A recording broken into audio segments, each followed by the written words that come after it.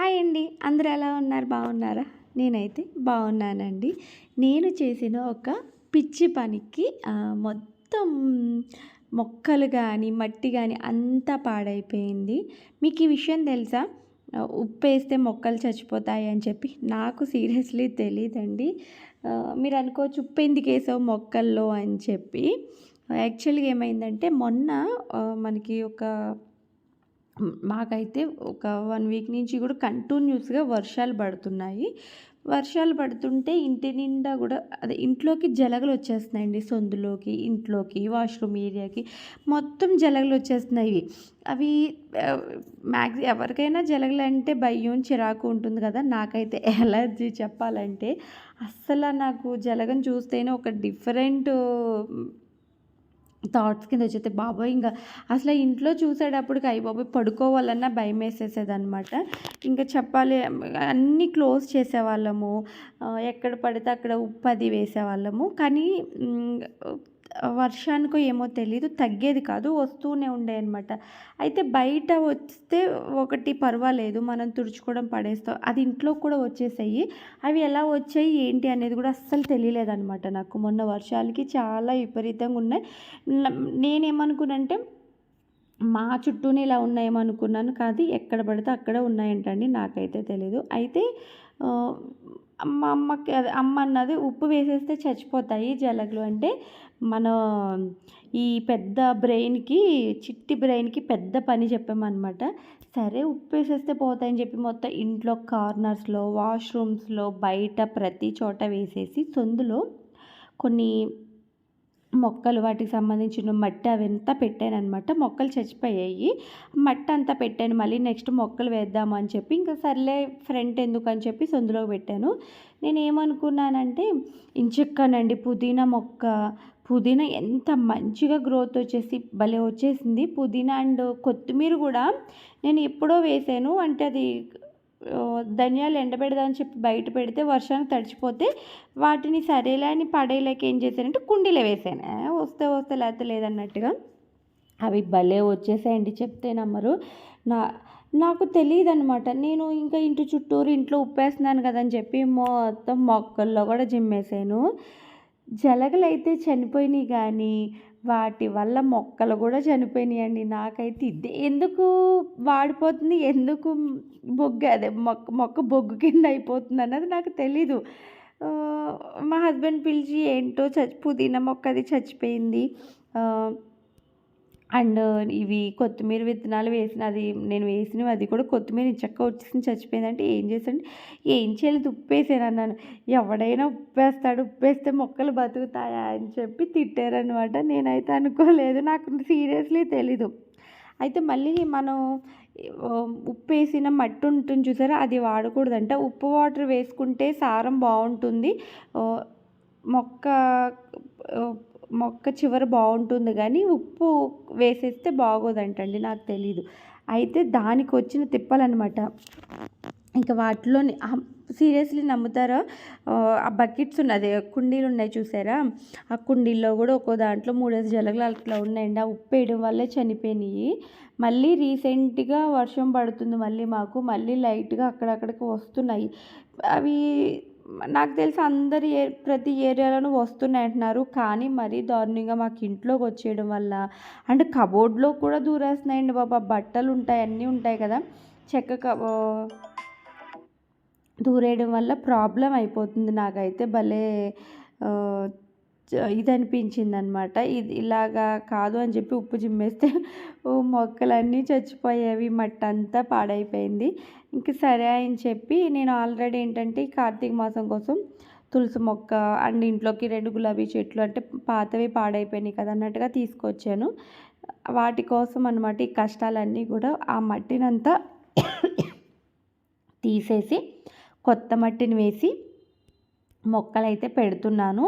And ఈసారి ఏంటంటే తమలపాకు మొక్క కూడా తీసుకొచ్చాననమాట.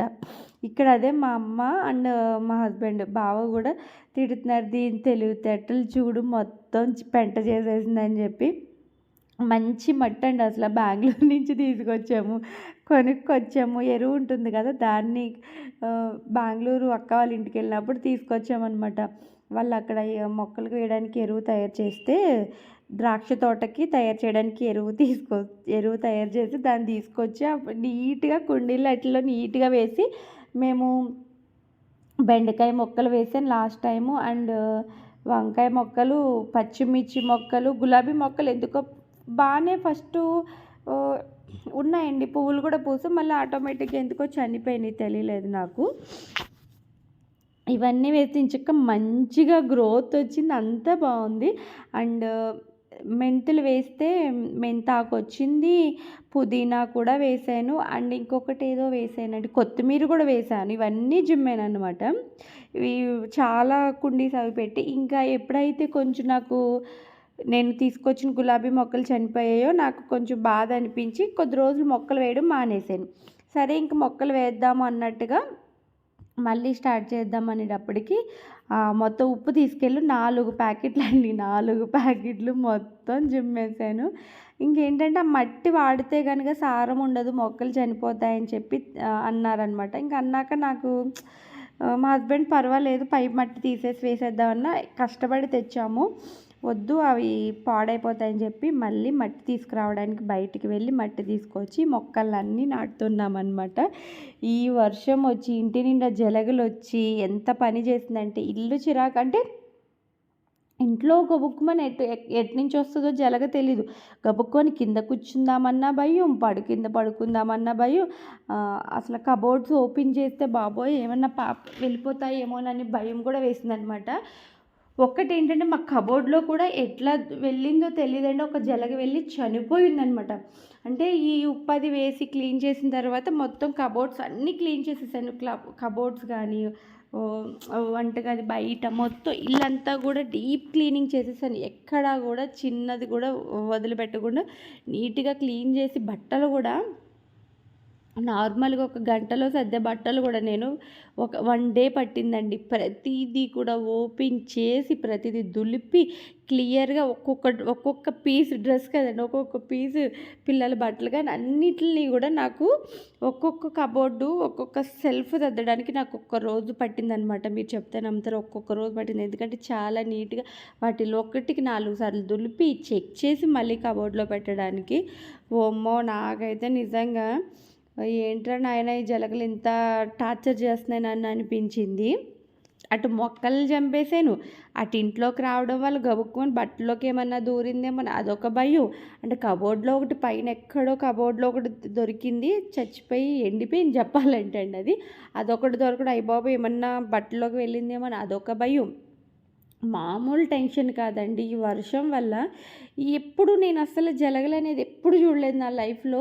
ఏంటి పంట చేలో ఉంటాయంటారు కానీ, నేను ఇంటి దగ్గర జలగలను చూడడం అయితే ఇదే ఫస్ట్ టైము. అండ్ ఇంత విపరీతంగా ఇంట్లో కూడా రావడం, అబ్బా! ఎక్కడ పడితే అక్కడ. బయట అయితే ఇంకా మనకి బాల్కనీ దాంట్లో అయితే అసలు ఇంకా అక్కడైతే మార్నింగ్ లేచేటప్పటికి ఒక 5, 6 ఉన్నాయన్నమాట అండి. ఇంకా మా కింద ఓనర్స్ వాళ్ళ గ్రౌండ్‌లో అయితే ఇంక చెప్పనవసరం లేదు.